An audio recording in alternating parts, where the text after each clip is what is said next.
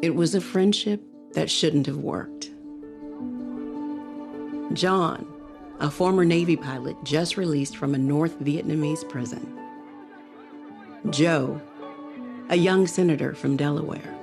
Legislative assistance. But in the 1970s, Joe was assigned a military aide for a trip overseas. I was the Navy's Senate liaison and used to carry your bags on overseas trips. The son of a gun never carried my bags.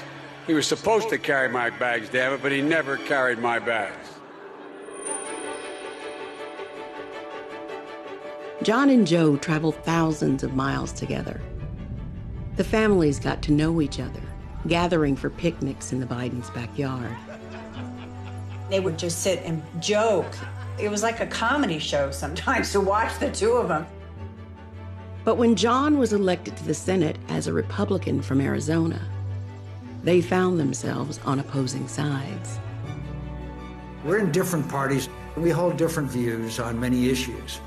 They'd be going at it on the floor, and you think, oh, these guys must really, really, really dislike each other.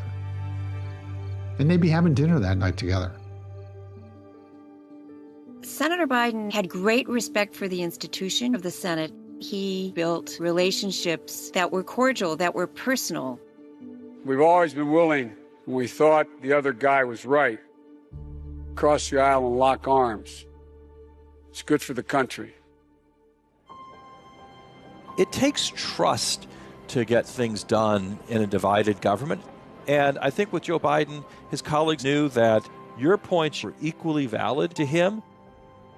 Even if a deal seemed out of reach, it was always Joe who tried to cross the aisle. He was like a natural for that. He just had an ability to find the common ground, but never give up your principles. For 3 decades, Joe was able to move his colleagues and find a way forward. On violence against women, banning chemical weapons, assault weapons, and controlling nuclear arms. It was a style of legislating and leadership that you don't find much anymore. And when millions of Americans were faced with losing their health insurance, it was Joe's friend who saved Obamacare by crossing the aisle. McCain casts his vote with a thumbs down. John and I have been given several awards about bipartisanship. We don't understand why you should get an award for bipartisanship.